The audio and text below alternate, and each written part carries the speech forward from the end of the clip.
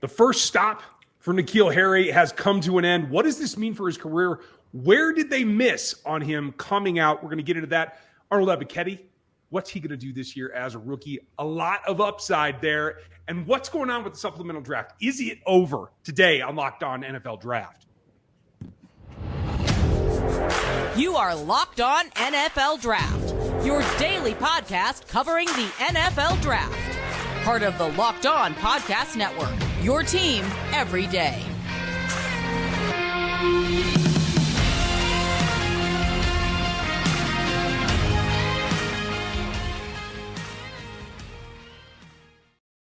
Welcome to another episode of the Locked On NFL Draft Show. I'm your host, former NFL and NFL defensive back, Eric Crocker. And of course, as always, I'm joined by my co-host, Ryan Tracy, and got Rob Rang with us. Today, he's at Rob Rang on Twitter. We got at Ryan Tracy NFL on Twitter, and of course, at Eric_Crocker on Twitter. We want to thank you for making us your first listen of the day and really tell you about all these kind of fun topics we have today, starting with N'Keal Harry, who was traded from the New England Patriots to the Chicago Bears, a guy who was a first-round pick just a few years ago. And this was a guy who I was a little surprised to see that he was taken in the first round. I wasn't as high on him, especially in the class of DK Metcalf, A.J. Brown, Deebo Samuel, and I had those guys in that order. And to see him and Hollywood Brown both be traded now, right? Well, and A.J. Brown. Wow, a lot of receivers taken kind of in the first two rounds traded with talent, except for N'Keal Harry. He hasn't been able to show it yet, and that was a guy who I wasn't quite as high on.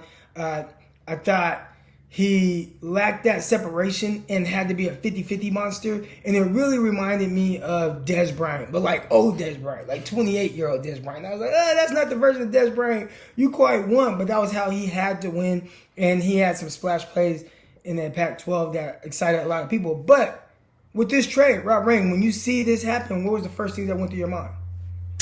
I think this is an opportunity for N'Keal Harry in Chicago. I think obviously when you got a young quarterback in Justin Fields who has enough arm to be able to throw the ball up there and allow a receiver to go up and get it, doesn't rely on precision and timing quite as much as the way that Mac Jones does in New England, then I like the fit for N'Keal Harry. I was right there with you, Crock, as far as how I was ranking these wide receivers. Deebo Samuel, A.J. Brown, DK Metcalf, Hollywood Brown, N'Keal Harry. Those are the five receivers that were in Patriots Weekly, the official Patriots magazine that the franchise puts out. And I've been working with them for years. This is the one from 2010. I mean, a long time. That's the year they drafted Gronkowski, for crying out loud. I just always saw a lot of talent here with N'Keal Harry. I mean, 6'3", 228 pounds. He goes to the combine. He runs a 4.53. He shows off his explosiveness. You mentioned the Dez Bryant comparison. I think that's a pretty good one. 38.5-inch vertical, 27 repetitions, 225 pounds. I mean, this guy is yoked, and he has the strength to be able to just, to shed defensive backs at the point, or when the ball is up in the air. But that is his game. You said it. I mean, he's got to be kind of a monster, a 50-50 monster.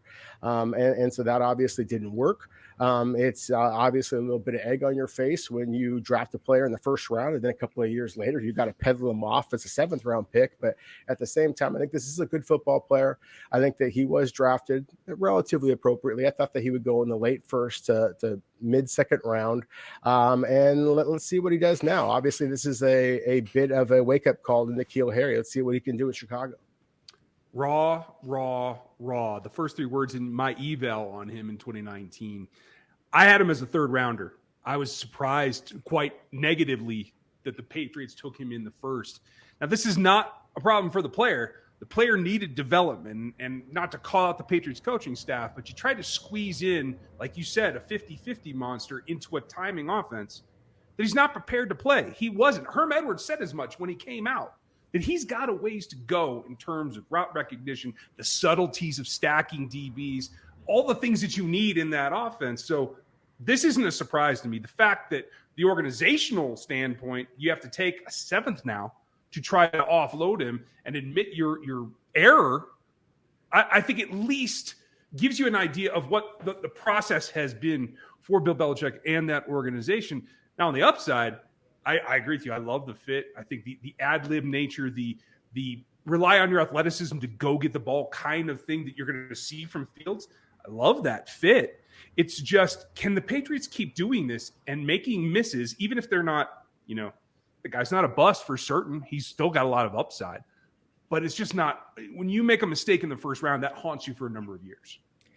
Well, how do you think this fits with Justin Fields and that receiver group, right? You talked about the fit with Justin Fields being able to, maybe ad-lib, throw passes up, put it in the areas where I really like. I mean, Justin Fields, he throws a really pretty ball.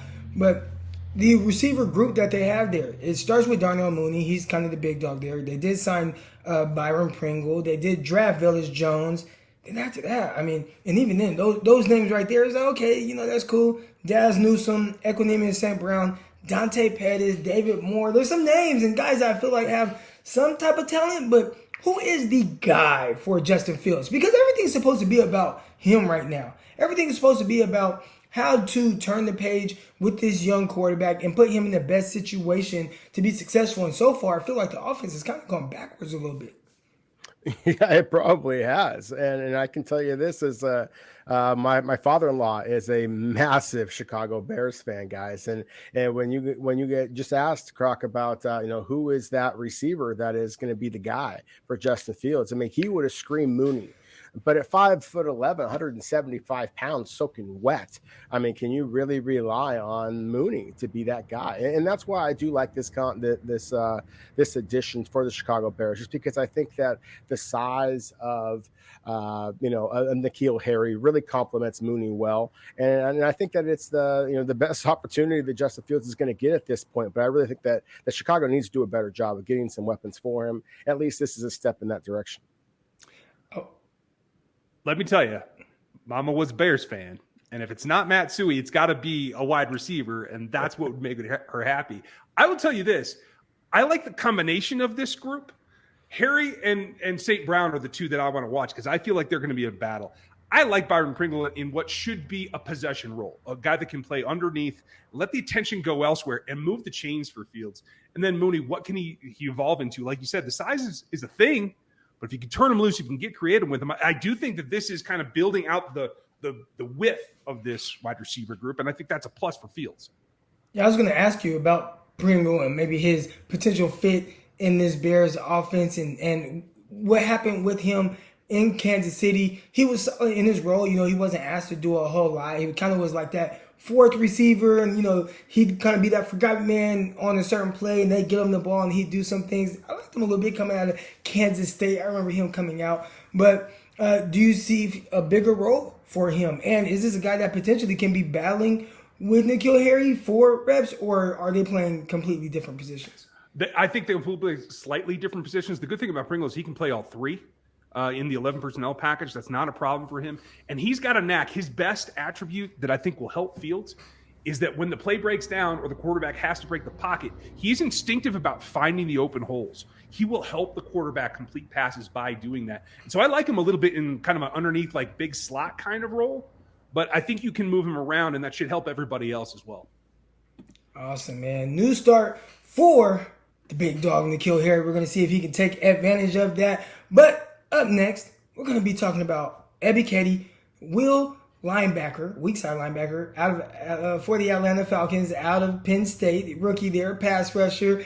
How is he going to contribute right away as a rookie? But first, we're going to talk to you a little bit about our good folks over at Dave. And listen, y'all, we have all been in situations where we've been in a pinch, where we need a little bit of extra money. And it's like, okay, how do we get that money? Do you want to go to a family member and ask for money and have to pay them back? Do you want to go to your local bank? You know what? You don't have to do either one of those, because you can go to Dave right now and level with me. All right? We've been in that situation where we're a little tight on cash, and maybe, you can afford to put a little bit of gallons of gas. Listen, some of y'all out west right now, California, I know how expensive that gas is. I just came from there for Disneyland.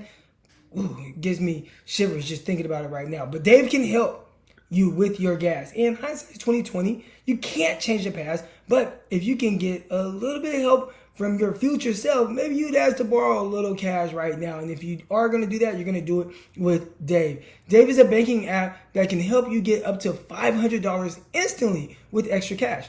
There's more money to fill your tank, buy a wedding gift, or just catch up on some bills. All right, you can finally tackle those expenses that have been stressing you out without any hangups. And there's no interest, there's no credit check needed as well. Millions of people have already downloaded the Dave app to get the financial relief that they are looking for to get their extra cash. So if you are in a pinch and you need some help, download Dave and think of it as a helping hand from your future you. All right, download the app from the App Store right now. That's DAVE, and sign up to get extra cash account and get up to $500 instantly. For terms and conditions, go to dave.com/legal. Instant transfer fees apply. Banking provided by Evolve, member of the FDIC. We want to thank you for making Locked On NFL Draft your first listen of the day. And for your second listen of the day, go ahead and listen to Locked On Seahawks with my guy Rob Rang when he contributes to that awesome show and plenty of other shows across the Locked On platform. Arnold Ebiketie, edge rusher, now with the Atlanta Falcons. Rob, what are some of your thoughts on him, and how do you think he can maybe come in and make an immediate splash for the Atlanta Falcons? Yeah, I like that you said an immediate splash, Crock, because I think that's exactly what Arnold Ebiketie is set to do. I mean, of course, he is kind of in the news right now because on Wednesday he signed his 4-year rookie deal with the Atlanta Falcons, and there's 3 real reasons why I think that Ebiketie is going to splash here with the Falcons. The first one is just opportunity. The Falcons finished dead last in sacks a year ago, and it was by a wide margin. I think the Philadelphia Eagles were second to last, and they had like 29, and the Falcons had 18. I mean, 18 in 16 games, gentlemen. I'm not a math major, but that's not good. And of course, Ebiketie was incredibly productive at Temple and Penn State as an edge rusher. And so his talent would be the second reason besides opportunity. And then let's just think about the level of competition he's going to be facing in the NFC South. Tom Brady and Jameis Winston aren't getting any faster as far as being elusive quarterbacks that he's going to have to be trying to chase down. And then you're also losing 2 Pro Bowl blockers, the offensive tackle Teron Armstead from the Saints, the guard Ali Marpet with the Tampa Bay Buccaneers.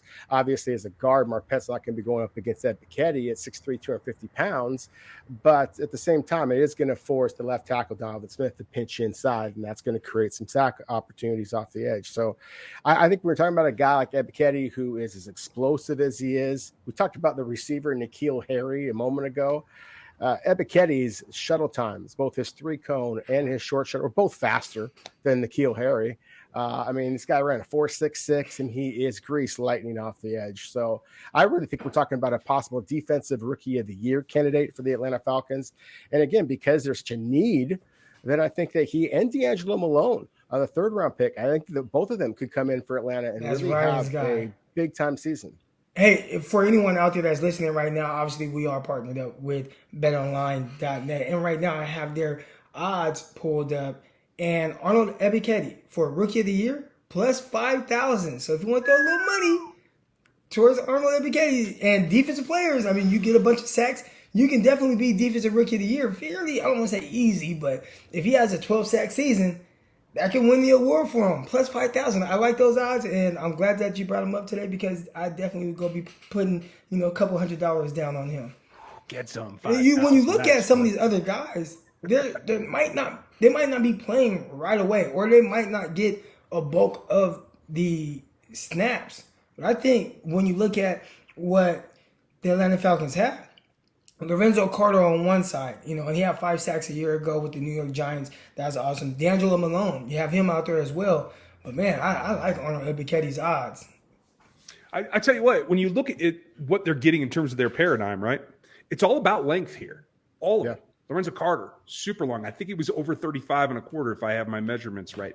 Ebiketie's got nice reach. Same thing with Malone. I think you could probably say the same thing about Rashad Evans, if I remember his measurements correctly. So it's a theme here. And I think the intriguing thing for me, if you're going to run a base 3-4, fine.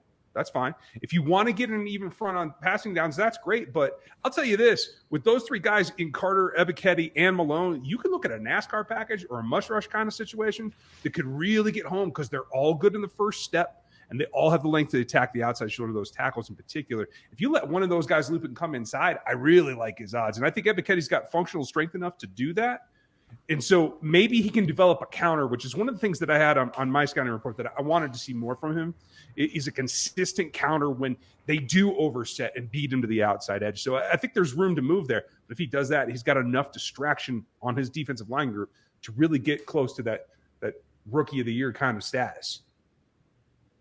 Yeah, definitely. Can't wait to see what Arnold does. And also, can't wait to talk about what's next. We are talking about this supplemental draft.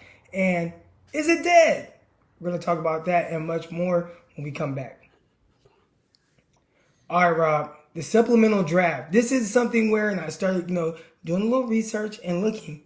There has not been anyone picked since 1999, and that was Jalen Thompson, safety. And then before that, you had Adonis Alexander. I think most notably, when you look on this list, Josh Gordon in 2012. That was probably the guy who had the biggest impact. Unfortunately, he had his ups and downs, still kind of, hovering around the league somehow. But is this supplemental draft, is it dead, Rob? I think in some ways it probably is, Crock. I mean, we're not seeing very many players go with the supplemental route over the last several years, as you just pointed out there.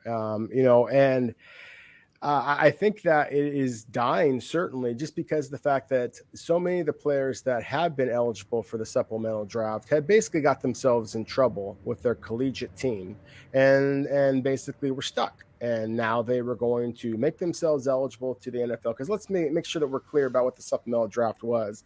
Is it basically was designed to basically catch any of the players who fell through the cracks, so to speak, between the conclusion of the previous season and then the start of the next season. And then there were some players who either ran afoul of the law or who got themselves cut from their college teams or had some kind of issues that way. And now with so many players, we talked about this just last week's show, just in the Pac-12 alone, we've seen 300 players transfer in or transfer out.